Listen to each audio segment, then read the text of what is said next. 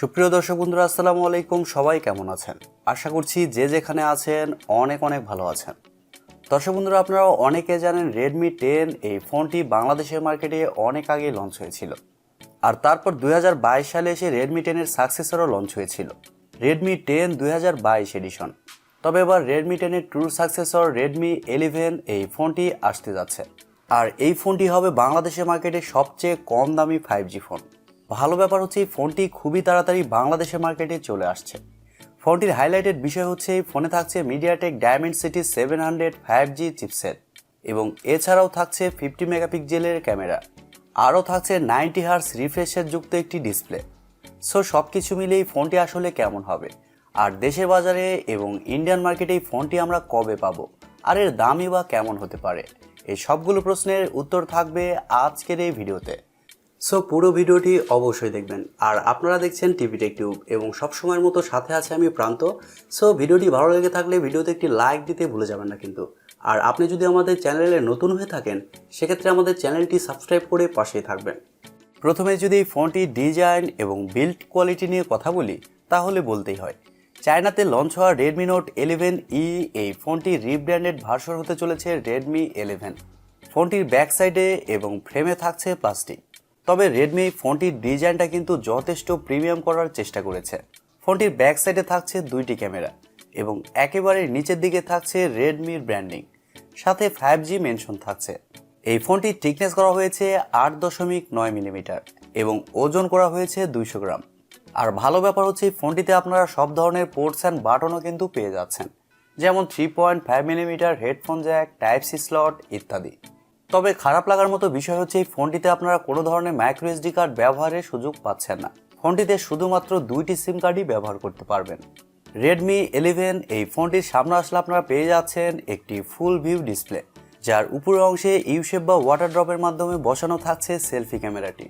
আপনাদের প্রথমে বলেছি ফোনটির প্রাইস একটু কম হবে, আর এর কারণে এখানে ইউশেপ বা ওয়াটার ড্রপের মাধ্যমে সেলফি ক্যামেরাটি ব্যবহার করা হয়েছে। যাক, এটি কোনো বিষয় না। বাজেটে যদি আমরা ভালো ফোন পাই সেক্ষেত্রে ইউশেপ বা ওয়াটার ড্রপের কারণে কোনো ধরনের সমস্যা হচ্ছে না। এই ফোনে থাকছে সাইড মাউন্টেন ফিঙ্গারপ্রিন্ট সেন্সর, যা যথেষ্ট ফাস্ট এবং অ্যাকুরেট বলে জানতে পেরেছি।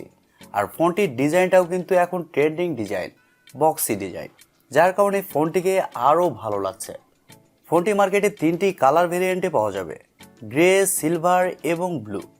সো ওভারঅল সব কিছু মিলিয়ে এই ফোনটির ডিজাইন এবং বিল্ড কোয়ালিটি আপনাদের কাছে কেমন লেগেছে কমেন্ট করে অবশ্যই জানাবেন। আর আমার কাছে ওই ফোনটির ডিজাইন যথেষ্ট ভালো লেগেছে। ফোনটার ডিজাইনটা কিন্তু যথেষ্ট প্রিমিয়াম রাখারই চেষ্টা করা হয়েছে। ডিসপ্লে নিয়ে কথা বলতে গেলে এই ফোনে থাকছে 6.58 ইঞ্চির একটি IPS LCD প্যানেল। তবে এই ডিসপ্লেটি হতে চলেছে একটি ফুল এইচডি প্লাসের ডিসপ্লে, যার রেজুলেশন হিসেবে থাকছে 1080x2408 পিক্সেল এবং আরও থাকছে 401 ppi ডেন্সিটি এবং ডিসপ্লেতে আরও থাকছে 90 হার্জের রিফ্রেশ রেট, যার কারণে ডিসপ্লে টাচ রেসপন্স কিন্তু যথেষ্ট ভালো হবে। তবে আপনাদের মধ্যে অনেকেই বলতে পারেন এখানে 120 হার্জের রিফ্রেশ রেট থাকলে একটু বেটার হতো। হ্যাঁ, সেটি আমিও বলছি, কিন্তু ফোনটির প্রাইস যেহেতু কম হবে সেহেতু এখানে 90 হার্জে আমাদের খুশি থাকতে হবে। আর IPS প্যানেল হলেও এই ডিসপ্লের কালার কোয়ালিটিও কিন্তু যথেষ্ট ভালো হবে। ডিসপ্লেতে যে কোনো কন্টেন্ট প্লে করলে শার্পনেসের ঘাটতি সেরকমভাবে লক্ষ্য করবেন না। আর ফোনটির স্ক্রিন টু বডি রেশিও হিসেবে থাকছে 83.6%। ওভারঅল Redmi ফোনটিতে ভালো ডিসপ্লে প্রোভাইড করেছে। তারা এখানে ফুল এইচডি প্লাসের IPS প্যানেল দিয়েছে, সাথে 90 হার্জের রিফ্রেশ রেট দিয়েছে। এই বিষয়টি ভালো লেগেছে। এবার যদি ফোনটির সফটওয়্যার এবং পারফরমেন্স নিয়ে কথা বলি তাহলে এই ফোনে থাকছে Android 11, তবে Android 12 দিয়েও এই ফোনটি কিন্তু আসতে পারে। আর এছাড়াও এখানে অপারেটিং সিস্টেম হিসেবে থাকছে MIUI 13। আর ফোনটিতে চিপসেট হিসেবে থাকছে MediaTek Dimensity 700, যা একটি 5G চিপসেট। আর এই চিপসেটটি মূলত 7 ন্যানোমিটার আর্কিটেকচারে তৈরি করা একটি Octa-core প্রসেসর এবং জিপিইউ হিসেবে থাকছে Mali G57 MC2। MediaTek Dimensity 700 ওয়ালা চিপসেটের ফোন কিন্তু আমি ব্যবহার করেছি। এই চিপসেটের কিছু ভালো দিক রয়েছে। এই চিপসেট যুক্ত ফোন কিন্তু খুব বেশি গরম হয় না, আর গেমিং করার সময় ফোনটিতে কিন্তু খুব বেশি ল্যাগ বা ফ্রেম ড্রপও লক্ষ্য করবেন না। অর্থাৎ এই ফোনটিতে আপনি ভালোভাবে গেম প্লে করতে পারবেন, সাথে মাল্টিটাস্কিং সহ ভিডিও এডিটিং এর মতো কাজগুলো খুব সহজেই করতে পারবেন।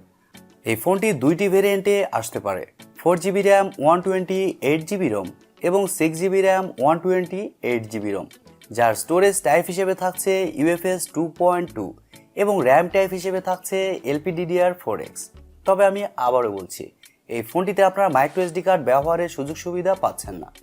ক্যামেরা সেকশন নিয়ে কথা বলতে গেলেই ফোনটির ব্যাক সাইডে থাকছে দুইটি ক্যামেরা, যার মেন সেন্সর হিসেবে থাকছে 50 মেগাপিক্সেলের একটি ওয়াইড সেন্সর যা f1.8 অ্যাপারচার এবং সেকেন্ডে থাকছে 2 মেগাপিক্সেলের একটি ডেপথ সেন্সর যা f2.4 অ্যাপারচার। আর ব্যাক ক্যামেরার ফিচার হিসেবে থাকছে LED ফ্ল্যাশ, HDR, প্যানোরামা। তবে খারাপ লাগার মতো বিষয় হচ্ছে ফোনটির ব্যাক ক্যামেরা দিয়ে আপনারা শুধুমাত্র 1080p-তে 30 fps-এই শ্যুট করতে পারছেন। এখানে কিন্তু 4K বা 2K অপশনটা পাচ্ছেন না। আর ফোনটিতে সেলফি ক্যামেরা হিসেবে থাকছে শুধুমাত্র 5 মেগাপিক্সেলের একটি সেলফি ক্যামেরা। আর সেলফি ক্যামেরা দিয়েও আপনারা শুধুমাত্র 1080p-তেই শ্যুট করতে পারছেন। ফটো কোয়ালিটির কথা বলতে গেলে শোনা যাচ্ছে এই ফোনটির ব্যাক ক্যামেরার মেন সেন্সরের ফটো কোয়ালিটি মোটামুটি ভালোই হবে। এবার আসলে আমাদের দেখার পালা, এই ফোনটির ফটো কোয়ালিটি এবং ভিডিও কোয়ালিটি রেডমি কতটা বেটার করতে পারে। ফোনটিতে এছাড়াও wifi, Bluetooth, GPS, FM radio সহ আরও অনেক ফিচার পেয়ে যাচ্ছেন এবং ইউএসবিতে থাকছে USB Type-C 2.0। ফোনটির ব্যাটারি এবং চার্জার নিয়ে যদি আমরা কথা বলি তাহলে এই ফোনে থাকছে 5000 mAh-এর একটি ব্যাটারি। আর ফোনটিকে চার্জ করার জন্য থাকছে 18 ওয়াটের একটি চার্জার।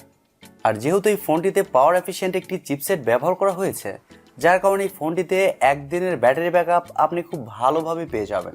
ব্যাটারি ব্যাকআপের দিকে এই ফোনটিতে কোনো ধরনের সমস্যা কিন্তু হচ্ছে না। এবারে আসা যাক মেন টপিকে, ফোনটির প্রাইস এবং লঞ্চিং ডেট। দর্শক বন্ধুরা, বিভিন্ন সার্টিফিকেশন সাইটে কিন্তু এই ফোনটি অলরেডি লিস্টেড হয়েছে, যার কারণে আমরা ধারণা করছি এই ফোনটি 1 থেকে 1.5 মাসের মধ্যে বাংলাদেশ এবং ইন্ডিয়ান মার্কেটেও চলে আসবে। আর দেশের বাজারে এই ফোনটির বেস ভেরিয়েন্টের প্রাইস হতে পারে 15 থেকে 16,000 টাকা। তবে যদি বেস ভেরিয়েন্ট লঞ্চ না করা হয় সেক্ষেত্রে বিষয়টা আলাদা। আর 6GB র্যাম ভেরিয়েন্টের প্রাইস হতে পারে 17 থেকে 18,000 টাকা। তবে ইন্ডিয়ান মার্কেটে এই ফোনটির বেস ভেরিয়েন্টের প্রাইস হবে 11 থেকে 12,000 রুপি এবং 6GB র্যাম ভেরিয়েন্টের প্রাইস হতে পারে 13 থেকে 14,000 রুপি।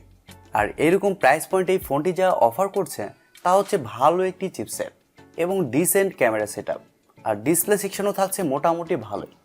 সো সব কিছু মিলিয়ে আমার মনে হয় আপনারা যদি এন্ট্রি লেভেল বাজেট সেগমেন্টে একটি ভালো 5G ফোন নিতে চান সেক্ষেত্রে এই ফোনটির জন্য আপনারা ওয়েট করতে পারেন। আশা করি রেডমি এবার আমাদের হতাশ করবে না। প্রিয় দর্শক বন্ধুরা, এই ছিল আজকের ভিডিওটি আপনাদের কাছে কেমন লেগেছে কমেন্ট করে অবশ্যই জানাবেন। আর ভিডিওটি যদি সত্যিই ভালো লেগে থাকে তাহলে টিপি টেক টিউব চ্যানেলটি সাবস্ক্রাইব করবেন, ভিডিওতে একটি লাইক দিবেন আর সবসময় আমাদের পরিবারের একজন হয়ে থাকবেন, কারণ আপনাদের সাপোর্ট এবং ভালোবাসা সবসময় প্রয়োজন। সো আজকের মতো এই পর্যন্তই, দেখা হবে পরবর্তী কোনো নতুন ভিডিওতে। ততক্ষণ পর্যন্ত সবাই ভালো থাকবেন, সুস্থ থাকবেন এবং নিজের খেয়াল রাখবেন। টাটা।